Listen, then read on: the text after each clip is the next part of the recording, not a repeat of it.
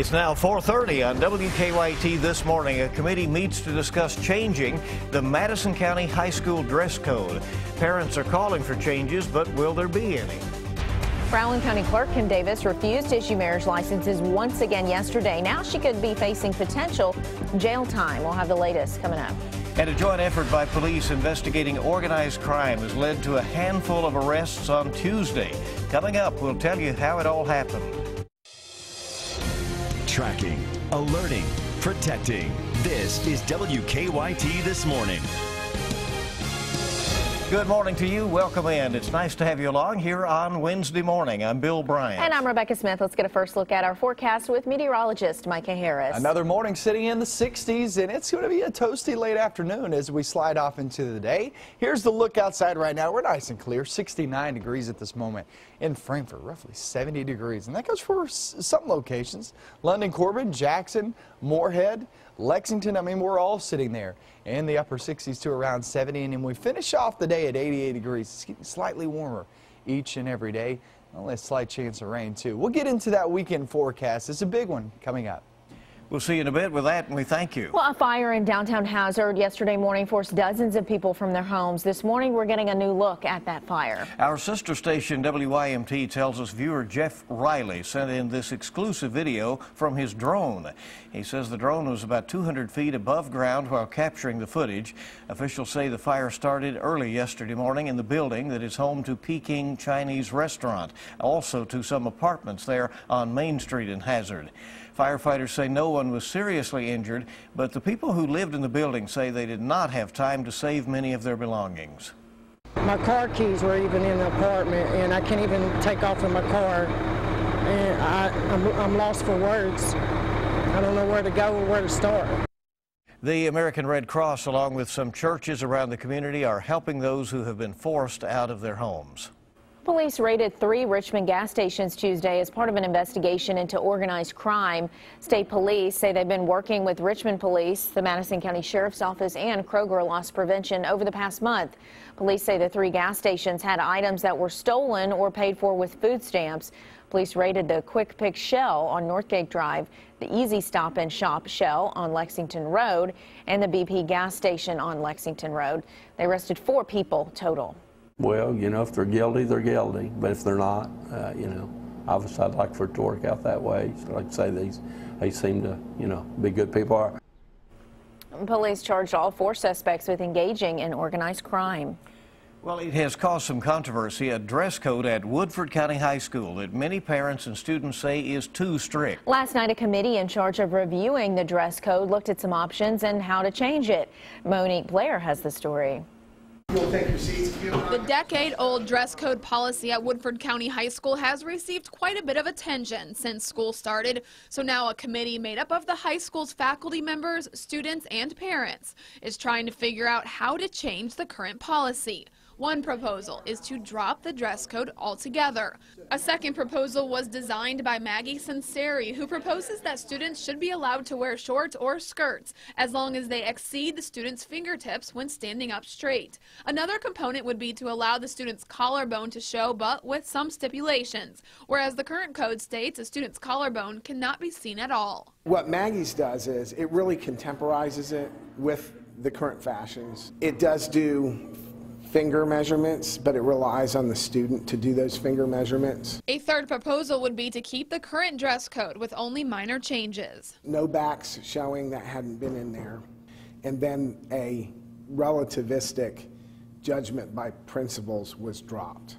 Now, those 3 proposals did pass during Tuesday's meeting and will now be handed off to the Site-Based Decision-Making Council. The 4th proposal, though, did not pass, and that was to have a uniform dress code. It's different if it's a uniform at an elementary school where they're not about to go out into the real world where they're going to have to experience other people dressing differently. I mean, we're high schoolers, we're not 5th graders. A vote was taken in regards to the uniform proposal, and the majority voted against it. In Woodford County, Monique Blair, WKYT. Well, the committee will meet again to discuss what consequences students should face for violating the dress code.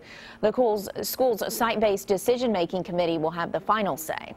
4:35 on WKYT this morning, and this morning police believe that burglaries at veterinarian offices in Lexington and Nicholasville could be connected. Lexington police say early Tuesday morning, 2 people broke into Regency Animal Hospital on Regency Road and stole pet medication, including flea and tick medicines. Just hours before, police say the same items were also stolen from the animal clinic at Equestrian Woods in Nicholasville. They say a cat was also reported missing after that burglary. Police have not made any arrests. Well, police say they know more about a deadly shooting that took place in Jackson County yesterday. State police say the victim is 61-year-old Jackie Rose of Sand Gap. They say Rose and another man got into an argument along Chestnut Flat Road near Sand Gap. At some point, police say the other man shot Rose. Police say they're not sure exactly what led to the shooting. So far, they have not filed any charges in the case. Police say 4 people died in a crash in Kenton County on Tuesday. That awful crash happened yesterday afternoon along Highland Park in Fort Wright. Police say a car heading downhill crossed the median and hit another car. They say there was a tremendous impact. Police say 1 person in that car caused the crash. The other 3 victims were in the second car. It was quite a showdown at the courtroom yesterday, at the courthouse, I should say. Despite a judge's order and the Supreme Court refusing to extend a temporary stay, Rowan County Clerk Kim Davis still would not issue those marriage licenses, and that led to this. Why are you not issuing marriage licenses today? Because I'm not. Under whose authority are you not issuing licenses? Under God's authority. Did your lawyers tell you? I don't believe in your God. Did God tell you to do this? Did God tell you to treat us? I don't believe in your God. I asked you all to leave. You are interrupting my business. You can call the police. After that confrontation, attorneys for some of the same-sex couples denied marriage licenses filed a petition asking Davis to be held in contempt of a federal court. So Judge David Bunning summoned Davis and her deputy clerks to federal court in Ashland at 11 o'clock tomorrow morning. Davis was given until today to respond to the petition. Last night, Governor Steve Beshear issued a statement saying he has no legal authority to remove Davis from office. He also said again that he would not call a special session to deal with the marriage license issue. Yesterday, Sean Moody spoke with the Rowan County Judge Executive about all the attention this has brought to the county.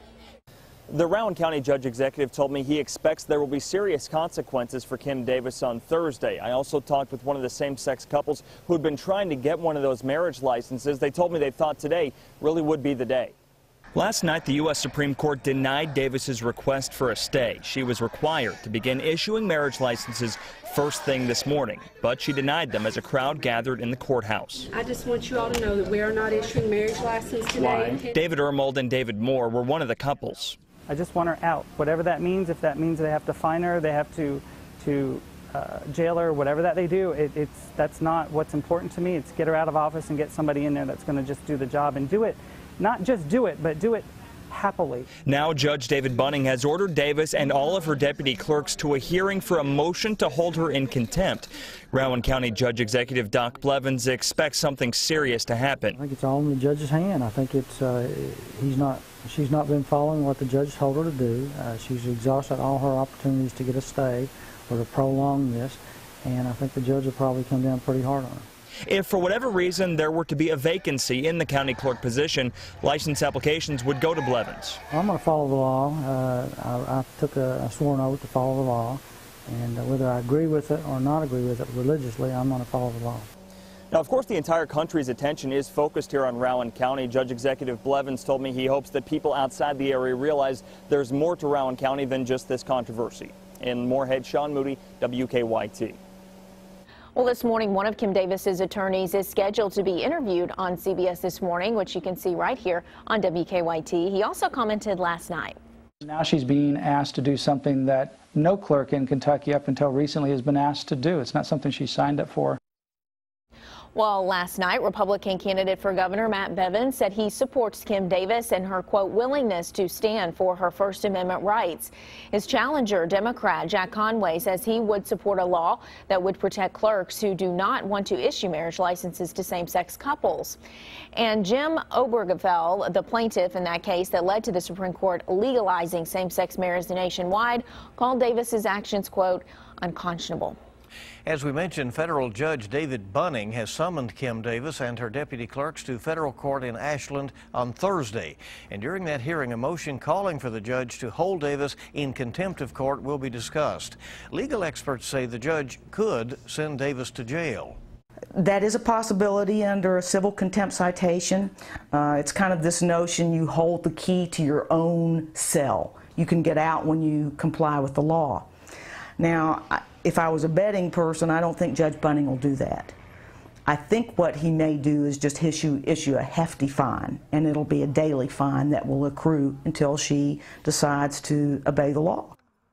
Davis's response to the motion to find her in contempt of court again must be filed by today. It cannot be longer than 5 pages. Well, Davis has worked in the Rowan County Clerk's office for 27 years. She was a county clerk last fall. That's how she was elected. We couldn't find information about Davis's salary, but our news partners at the Herald-Leader report that she makes $80,000 a year. WKYT also searched records and found Kim Davis has been divorced 3 times. She married her current husband in 2009. On WKYT.com, we have much more coverage of the Davis case. On our website, you'll find the raw video of the confrontation that took place in Davis's office yesterday morning. You'll also find more about Davis's background, and you can read the complete statement she released Tuesday through her attorneys.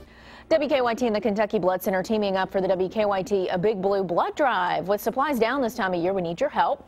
You're invited to donate blood between noon and 7 tonight, right here at WKYT. You don't need an appointment, and those who donate will receive a Bleed Blue t-shirt.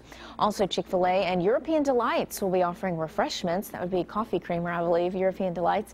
Join us here at 2851 Winchester Road from noon until 7. And what goes better with Chick-fil-A, maybe a chicken biscuit, than some coffee with some creamer. Sounds good. And invite everybody to come by for that this afternoon. WKYT This Morning is just getting started on your Wednesday. Parents can do a lot to ensure academic success with their kids. Moms Every Day explains the benefits of getting involved in your child's school coming up.